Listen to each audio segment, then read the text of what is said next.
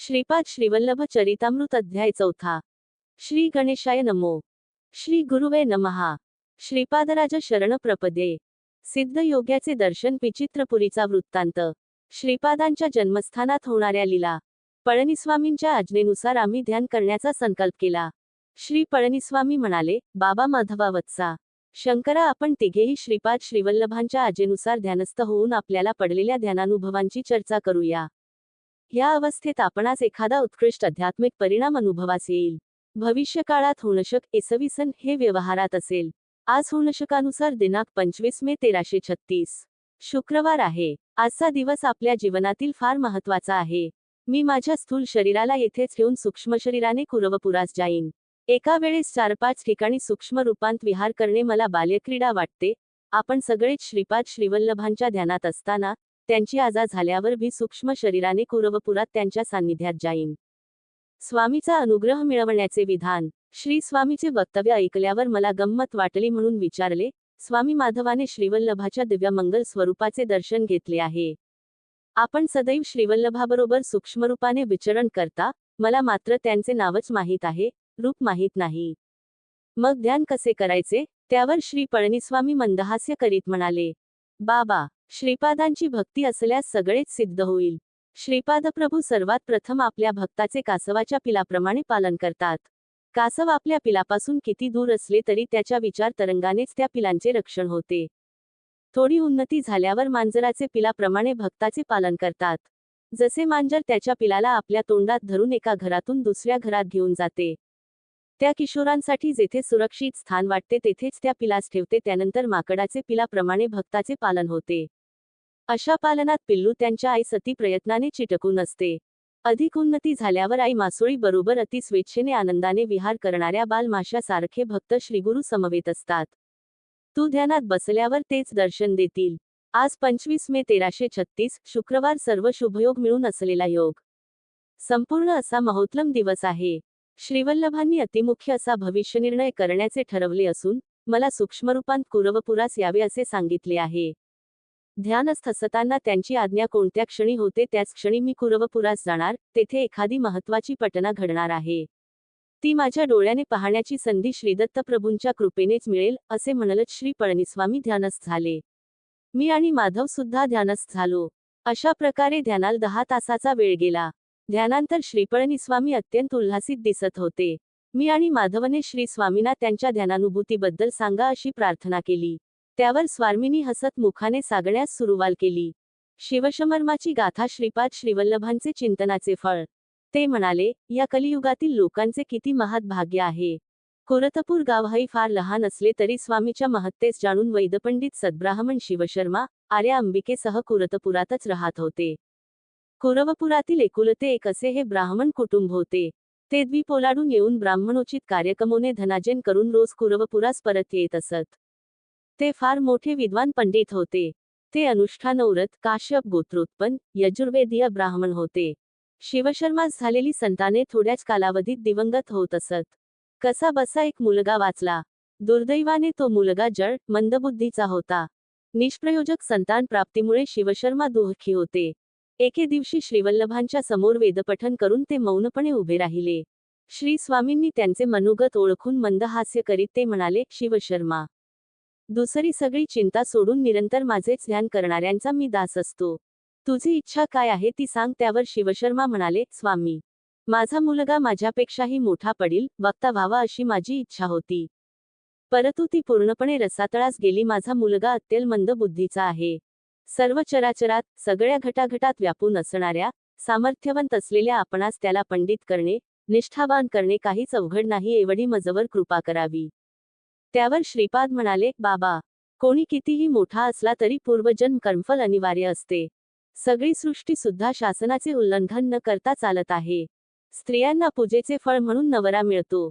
दानाचे फलस्वरूप मुले बाळे होतात. सर्वदा दान सत्पात्री करावे. दान घेणारे सत्पात्री नसतील तर किंवा दानास योग्य असे नसतील तर अनिष्टच संभवले. सद्बुद्धी असलेल्या व्यक्तीस जेवू पातल्यास त्याने केलेल्या पुण्यकार्याबद्दल प्राप्त होणाऱ्या पुण्यातील थोडा भाग अन्नदात्यास मिळतो. दुर्बुद्धी असलेल्या माणसाला अन्न दिल्यास त्याने केलेल्या पापकार्यामुळे मिळालेल्या पापाचा थोडा भाग अन्नदात्यास मिळतो. दान करताना माणसाने अहंकार रहित होऊन दान करावे, तेव्हाच त्याचे चांगले फळ मिळेल. पूर्वजन्मीच्या कर्मफळानेच तुला मंदबुद्धीचा मुलगा जन्मला. तुम्ही दाम्पत्याने अल्पायुषी संतान नको पूर्णायुषीच ह्या असे मागणे केले होते. पूर्णायुषी पुत्र दिला. त्याचे पूर्वजन्मीचे पाप निवारण करून त्याला योग्य असा पंडित करावयाचे, म्हणजे कर्मसूत्राला अनुसरून तू देहत्याग करण्यास सिद्ध असलास तर मी त्याला योग्य असा पंडित करेन. त्यावर शिवशर्मा म्हणाले, स्वामी, माझा वृद्धावस्थेमध्ये प्रवेश झालेलाच आहे. मी माझे जीवन त्यागण्यास सिद्ध आहे. माझा कुमार बृहस्पतीसारखा पंडित, वक्ता झाल्यावर मला दुसरे काय हते? संपूर्ण चराचराला, घटाघटाला व्यापून राहणारे सामर्थ्यवंत श्रीपाद प्रभू म्हणाले, बर्य, तुझा लवकरच मृत्यू होईल. मरणानंतर तर सूक्ष्म देहांत धौशिला नगारामध्ये, सध्याचे शिडी, निंबवृक्षाच्या पायथ्यापाशी असलेल्या भूगृहात थोडा काळ तपश्चर्येत राहशील. त्यानंतर पुण्यभूमी असलेल्या महाराष्ट्र देशामध्ये जन्म घेशील. ह्याविषयी तू तुझ्या बायकोला थोडे सुद्धा कळू देऊ नकोस. श्रीपाद श्रीवल्लभांच्या भावी जन्माचा निश्चय. आविष्करण. लवकरच शिवशर्मा मरण पावला. अंबिका तिच्या मुलासह भिक्षाटन करून जगत होती. शेजारपाजारचे लोक हसत, टिंगल उडवीत. त्या संतच नसे. त्या मठ्ठब्राह्मण मुलास अपमान असत्य होऊन तो आत्महत्या करण्यासाठी नदीकडे पळत सुटला. त्याची माता सुद्धा असहायपणे आत्महत्या करण्यासाठी मुलाच्या मागे पळत सुटली. त्यांच्या पूर्वपुण्याईच्या प्रभावाने वाटेत श्रीपाद श्रीवल्लभ स्वामी सामोरे आले. त्या दोघांनाही त्यांनी आत्महत्येच्या प्रयत्नातून सोडविले.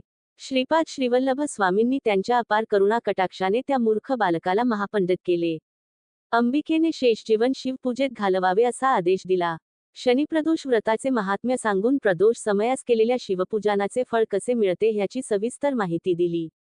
पुढील जन्मी अंबिकेला माझ्यासारखाच मुलगा होईल असा वर दिला. परंतु त्यांच्या समया तिन्ही लोकांत कोणीही नसल्याने श्रीस्वामींनी पुढील जन्मात तिच्या पुत्ररूपात जन्म घेण्याचा निश्चय केला. नृसिंह सरस्वती आणि स्वामी समर्थ यांचा जन्मसंकल्प. समस्त कल्याणकारी गुणांनी युक्त अशा वासवांबिकेस श्रीपाद प्रभू म्हणाले, तुझा संकल्प सिद्ध होईल. मी आणखी 14 वर्ष म्हणजे या शरीराला 30 वर्ष येईपर्यंत श्रीपाद श्रीवल्लभ या रूपांतच राहून त्यानंतर गुप्त होईन. त्यानंतर संन्यास धर्माच्या उद्धाराच्या निमित्ताने नृसिंह सरस्वती या नावाने ओळखला जाईन. ह्या दुसऱ्या अवतारात 80 वर्षे राहीन. या अवतार समाप्तीनंतर कर्दळी वनात 300 वर्ष तपोनिष्ठेत राहून प्रजापुरात, अक्कलकोट, स्वामी समर्थ या नावाने अवतार धारण करीन. अवधूत अवस्थेत सिद्धपुरुषांच्या रूपाने, अपरिमित अशा दिव्यकांतीने, अगाध लीला दाखवीन. साऱ्या जगाला धर्म कमाला अनुसरून, त्याविषयी आसक्तीरहित करीन. पळणीस्वामी पुढे म्हणाले, जशी जशी युगे बदलतील तशी तशी मानवाची शक्ती कमी होत जाईल. त्यासाठी परतत्व ऋषीश्वरांच्या इच्छेनुसार खालच्या स्थायीवर उतरून येईल.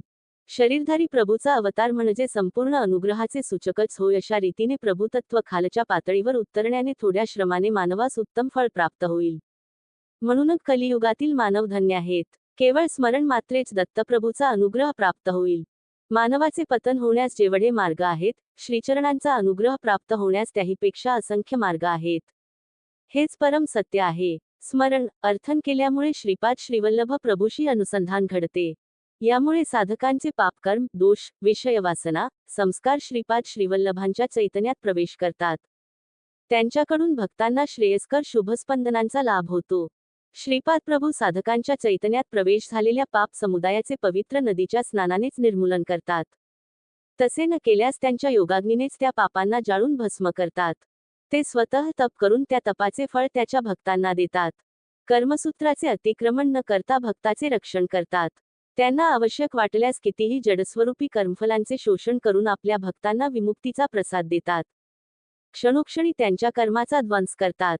म्हणूनच त्याच्या भक्ताची त्यांच्या न कळणे कर्मबंधनातून सुटका होते, मुक्ती मिळते. या पळणीस्वामीच्या वक्तव्यानंतर सुद्धा माझ्या मनातील प्रश्न मिटला नव्हता. मी त्यांना अजून एक प्रश्न विचारण्याचे साहस केले. स्वामी, 7.5च्या त्रासातून शंकराची सुद्धा सुटका झाली नाही असे ऐकले होते.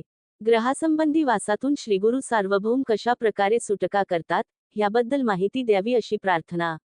यावर पळणीस्वामी म्हणाले, वा वा शंकरा, खगोलातील ग्रहांना जीवांशी मित्रत्व किंवा शत्रुला असे नसतेच.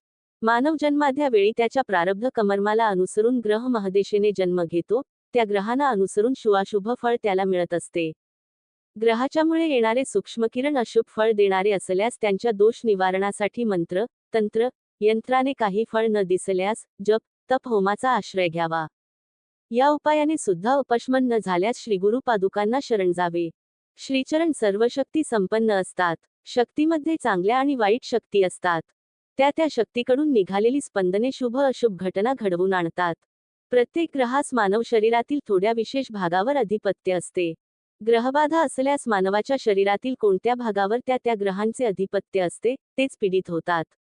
विश्वचैतन्यापासून प्रवाहित सूक्ष्म स्पंदनामुळे चेष्ट अनिष्ट फळांची सिद्धी होते. स्पंदनांमुळे आकर्षण किंवा विकर्षण होते.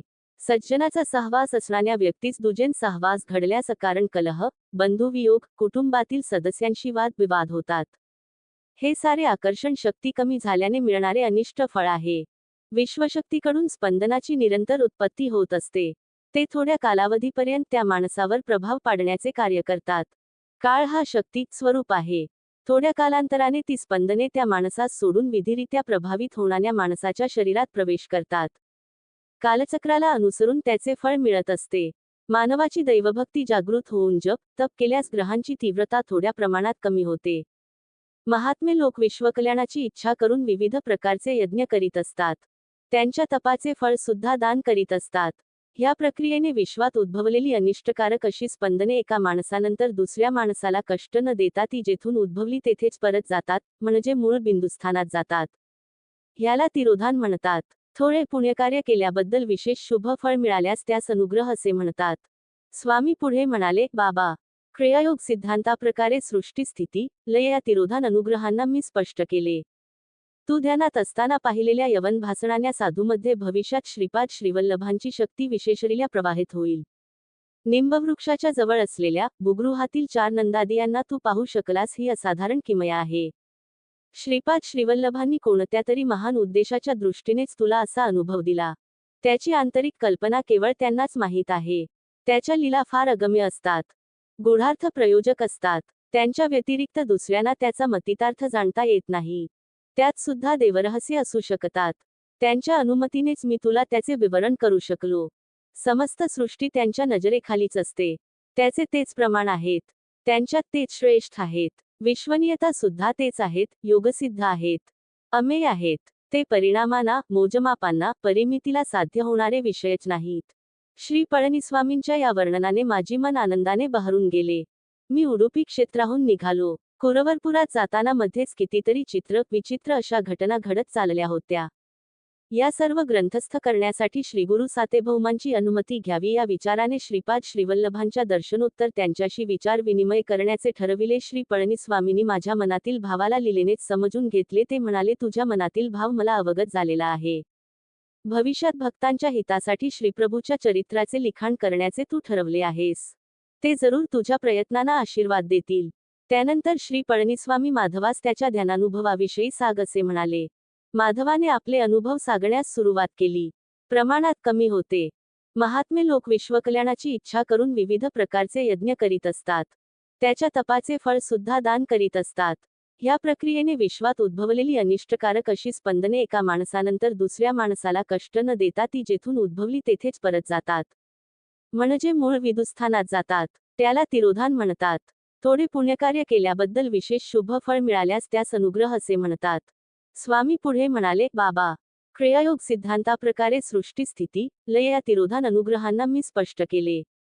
तू ध्यानात असताना पाहिलेल्या यवन भासणाऱ्या साधूमध्ये भविष्यात श्रीपाद श्रीवल्लभांची शक्ती विशेषरित्या प्रवाहित होईल. निंबवृक्षाच्या जवळ असलेल्या बुगृहातील 4 नंदादीपांना तू पाहू शकलास ही असाधारण किमया आहे. श्रीपाद श्रीवल्लभांनी कोणत्या तरी महान उद्देशाच्या दृष्टीनेच तुला असा अनुभव दिला. त्यांची आंतरिक कल्पना केवळ त्यांनाच माहीत आहे. त्यांच्या लीला फार अगम्य असतात. गूढार्थ प्रयोजक असतात. त्यांच्या व्यतिरिक्त दुसऱ्यांना त्याचा मतितार्थ जाणता येत नाही. त्यात सुद्धा देवरहस्य असू शकतात. त्यांच्या अनुमतीनेच मी तुला त्याचे विवरण करू शकलो. समस्त सृष्टी त्यांच्या नजरेखालीच असते. त्यांचे तेच प्रमाण आहेत. त्यांच्यात तेच श्रेष्ठ आहेत. विश्वनीयता सुद्धा तेच आहेत. योगसिद्ध आहेत. अमेय आहेत. ते परिणामांना, मोजमापांना, परिमितीला साध्य होणारे विषयच नाहीत. श्री पळणीस्वामींच्या या वर्णनाने माझे मन आनंदाने बहरून गेले. मी उडुपी क्षेत्राहून निघालो. कुरवरपुरास जाताना मध्येच कितीतरी चित्र विचित्र अशा घटना घडत चालल्या होत्या. या सर्व ग्रंथस्थ करण्यासाठी श्रीगुरु सार्वभौमांची अनुमती घ्यावी या विचाराने श्रीपाद श्रीवल्लभांच्या दर्शनोत्तर त्यांच्याशी विचार विनिमय करण्याचे ठरविले. श्रीपाद श्रीवल्लभांचे जन्मस्थानी श्रीच्या पादुका, श्रीपाद श्रीवल्लभ, श्री दत्तात्रेय आणि श्री नृसिंह सरस्वती यांच्या मूर्तीची प्रतिष्ठापना. श्री पळणीस्वामी म्हणाले, बाबा शंकरा, तू दर्शन घेतलेले श्रीवल्लभांचे मातागृह, तुझ्यातील सर्व शक्तींना अक्षित केलेले स्थळ श्रीपाद श्रीवल्लभांचे जन्मस्थान आहे. तेथे असलेल्या पादुकांच्या खाली पाताळात अनेक सहस्त्र वर्षापासून तपात बसलेले ऋषी आहेत. तू पाहिलेल्या श्रीवल्लभांच्या जन्मस्थानातही केवळ श्रीच्या पादुकांची प्रतिष्ठापना केली जाईल. पादुकांच्या प्रतिष्ठापनेनंतर काही वर्षांनी अतिप्रयत्नाने श्रीपाद श्रीवल्लभांचे चरित्रामृत प्रकाशित होईल. तू बसून ध्यान कर. अशा रीतीने सिद्धयोग्याचे दर्शन विचित्रपुरीचा वृत्तांत. श्रीपादांच्या जन्मस्थानात होणाऱ्या लीला नावाचा अध्याय 4 समाप्त. श्रीपाद श्रीवल्लभांचा जय जयकार असो.